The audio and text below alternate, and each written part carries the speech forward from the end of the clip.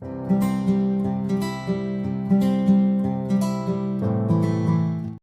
to my YouTube channel, The Law Hunt. So today we are going to discuss about the question related to the Hindu law, which were previously asked in DU LLB, VHU LLB, or this video will be also helpful for you if you are preparing for MSCT or any other law entrance exam. So before further moving, if you like our video, please do share my channel and do subscribe to it. So let's discuss about the first question, where first question is saying that Hindu Marriage Act 1955 does not apply to. So Hindu Marriage Act 1955 section 2 says that whoever Hindu by birth or Jain, Sikh, Buddhist, Veer, Saiv, Lingayat, Pratna Samajist or Samajist shall be governed by the Hindu Marriage Act 1955. Where we also say section 2 says that whoever converted or reconverted to Hindu shall be governed by the Hindu Marriage Act 1955. So option says that the Hindu. So Hindu is governed by Hindu Marriage Act.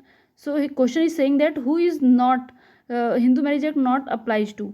So Hindu Marriage Act applies to Hindus, Jain, Sikhs. So our right answer is Christian. So Hindu Marriage Act does not apply to the Christian, Muslim, Parsis and Jews. Okay, hope this question is clear to you. Let's move to further question. Second question is saying that under which section of Hindu Marriage Act solemnization of Hindu marriage is given. So under section 7 of Hindu Marriage Act solemnization of Hindu marriage is given, in which we talk about the how the Hindu marriage is got solemnized. Under section 2 we have discussed that who is Hindu and who is not Hindu. Section 3 gives the validity and what the provision for the Hindu marriage. Section 5 says that. Let's further question 3 says that which among the following is essential condition for Hindu Marriage Act. So we know that section 5 of Hindu marriage says what the essential condition for the Hindu Marriage Act. So there is 5 provision under which the Hindu marriage says to be valid, where we have 5 provision. There is monogamy, sanity beyond prohibited degree, and also age and beyond subin relationship. Okay, here I have given this age and beyond subin relationship. So 5 essential condition for the valid Hindu Marriage Act. So our answer will be all of above. Correct answer is all of above for this question. Okay, let's move to the further next question. Question 4 says that restitution of conjugal right is given under which section of Hindu Marriage Act 1955. So conjugal right is given under section 9 of the Hindu Marriage Act. This question is previously asked in BHU and DU also. So remind this question or note this. Also I have shared this all of the PDFs. I have previously made the videos. If you want this video, please join to our Telegram channel. So let's discuss the question. Restitution of conjugal right is given under section 9 of Hindu Marriage Act 1955. Where is restitution meaning? Also sometimes it's asked what is the meaning of conjugal right. Conjugal right means restitution of rights, means restoration of the rights, where anyone husband or wife can ask for or demand for the restitution of conjugal right. Here restitution means restoration.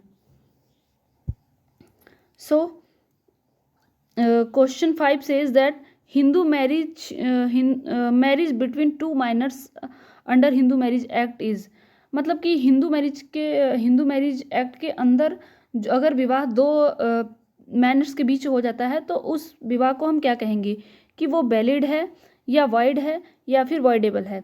तो अगर हम लोग Hindu marriage act के बारे में जब पढ़ते हैं 5 एसेंशियल कंडीशन, जिसमें एक कंडीशन होता है एज.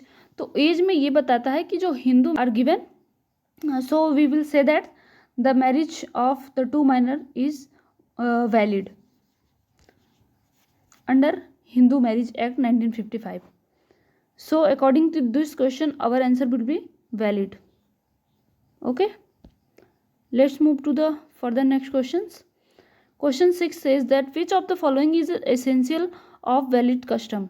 वैलिड कस्टम से क्वेश्चन बार बार पूछ चुके हैं, चाहे आप डी की बात करें या BHU की बात करें, यहाँ पे ये क्वेश्चन कस्टम से रिलेटेड पूछते हैं और ये पूछता है कि वैलिड कस्टम के एसेंशियल्स क्या होते हैं. तो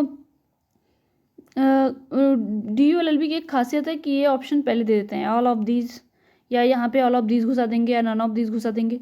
तो ये चीज़ें आपको याद रखनी है थोड़ी, आप ये ऑप्शन देख के कन्फ्यूज़ नहीं होंगे, कभी कभी ऐसे ऑप्शन देते हैं इनमें.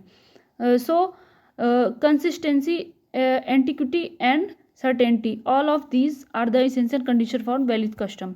जब आप एंट्रेंस पास करके एडमिशन ले लेंगे तब आप अपने फर्स्ट ही सेमेस्टर में हिंदू मैरिज के बारे में पढ़ेंगे. वहाँ पे आप पढ़ेंगे कि क्या होता है वैलिड कस्टम. वहाँ पे आप लोग हिंदू मैरिज एक्ट के अंदर सेक्शन 3 के अंदर पढ़ेंगे कि वैलिड कस्टम क्या क्या चीज़ें हो सकती हैं. So question number 7 is saying that remedy of restitution of conjugal right is available under the Hindu marriage act 2.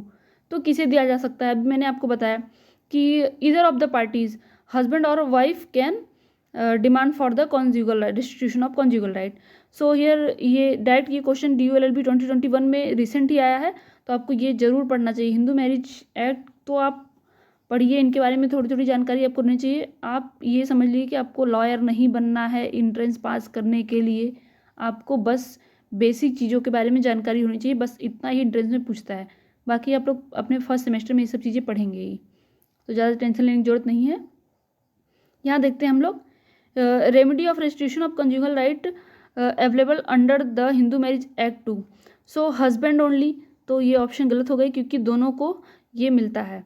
फिर वाइफ ओनली, ये भी ऑप्शन गलत हो गए. So both wife and husband can demand for the remedy for the restitution of conjugal right. And section बताइए आप, अगर आपको याद हो गया अब तो let's move further. Question number 8 saying that Geeta is a Jain and Shyam is a Hindu, their marriage can be solemnise under. Geeta Jain है और श्याम जो हैं वो हिंदू हैं, तो इनकी मैरिज किस में सोलेमनाइज हो सकती है. तो स्पेशल मैरिज एक्ट 1955 में कोई भी अपने मैरिज को सोलेमनाइज कर सकता है इसके अंतर्गत. और क्योंकि आप जानते हैं कि गीता जो कि एक जैन है और श्याम जो कि एक हिंदू हैं, तो ये दोनों हिंदू मैरिज एक्ट 1955 के अंदर गवर्न होंगे. तो अगर ये चाहें तो इसके अंदर भी विवाह कर सकते हैं, इन दोनों एक्ट के अंदर ये विवाह कर सकते हैं. तो हमारा आंसर हो जाएगा ईदर A और B. Okay, hope you got this question. So DULLB 2021 में ये क्वेश्चन आ चुका है. Let's move to question number 9.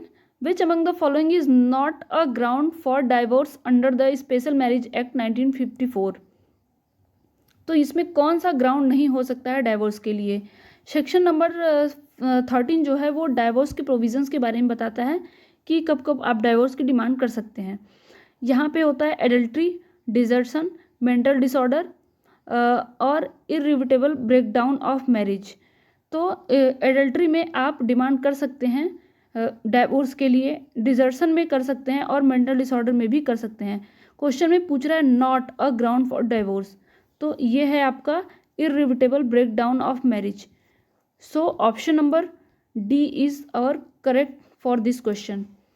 याद रखिएगा, नॉट को हम कई बार एग्जाम में ऐसा होता है कि स्किप कर जाते हैं, तो अगर अच्छा है कि आप वहाँ पे अंडरलाइन कर लीजिए या उसको पिन करके रखिए ऐसे कि यहाँ पे तो नॉट पूछ रहा है.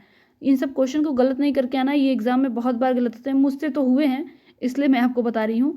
यहाँ पे बोल रहा है विच among the following is not a ground for divorce under the special marriage act 1954. तो ये स्पेशल मैरिज एक्ट के बारे में पूछा है, लेकिन अगर हम लोग हिंदू मैरिज एक्ट की भी बात करते हैं तो वहाँ पे भी ये सब चीज़ें दी हुई हैं कि ये सेक्शन 13 में दिया है, हिंदू मैरिज एक्ट के सेक्शन 13 में दिया है कि एडल्ट्री, डिजर्शन, मेंटल डिसऑर्डर से अगर है तो आप डाइवोर्स के लिए डिमांड कर सकते हैं. तो यहाँ पे हमारा सही ऑप्शन जो हो जाएगा वो हो जाएगा इरिटेबल ब्रेकडाउन ऑफ मैरिज. ये क्वेश्चन स्पेशल मैरिज एक्ट का है, लेकिन मैंने ये डाला है क्योंकि ये क्वेश्चन बनते हैं, तो यहीं पे कवर हो जाएगा तो अच्छा है. So next question is saying that degree of prohibited relationship is applicable between the two person if they are related by. Degree of prohibited degree भी आप जब essential condition for Hindu marriage पढ़ेंगे सेक्शन 5 में, तो वहाँ पे एक कंडीशन ये भी पढ़ेंगे कि जो भी आपके प्रोहिबिटेड डिग्री में आते हैं आप उनसे विवाह नहीं कर सकते हैं हिंदू मैरिज एक्ट के अंदर। तो वहाँ पे कौन कौन सी चीज़ें आती हैं वो चीज़ें हम पढ़ते हैं। जहाँ पे हम लोग फुल ब्लड की बात करते हैं, तो अगर हम लोग फुल ब्लड से किसी से रिलेटेड हैं तो हम उनसे शादी नहीं कर सकते, या फिर हाफ ब्लड या फिर यूट्रिन ब्लड से रिलेटेड हैं तो भी उनसे हम लोग विवाह नहीं कर सकते। उसके बाद एडॉप्शन अगर हुआ है तो भी आप वहाँ पे विवाह नहीं कर सकते हैं। तो ऑल ऑफ दीज हैं ये जो कि अप्लीकेबल होंगे दो पर्सन के बीच, अगर वो विवाह करना चाहेंगे तो वो नहीं कर सकते हैं अगर इन सब चीज़ों से वो रिलेटेड हैं एक दूसरे से। तो फिर क्वेश्चन नंबर 11 कह रहा है which of the following is provided in section 7 of Hindu marriage act 1955। तो सेक्शन 7 अभी मैंने आपसे बता दिया कि सेक्शन 7 जो है वो ceremonies for the solemnisation of Hindu marriage की बात करता है। सेक्शन 7 इसके लिए मैं एक शॉर्ट वीडियो बनाऊंगी जो कि आपको रिमाइंड करने के लिए बहुत ही अच्छा ट्रिक होगा। प्लीज़ वीडियो को वॉच करते रहिए। अगर आपके लिए हेल्पफुल है तो वीडियो को लाइक किया करिए, क्योंकि हमें पता चलता है कि आप वीडियो अगर पसंद कर रहे हैं तो ज़रूर आपके लिए हेल्पफुल होगा। चलिए फर्दर मूव करते हैं। नेक्स्ट क्वेश्चन कह रहा है an agreement is restrain of marriage is.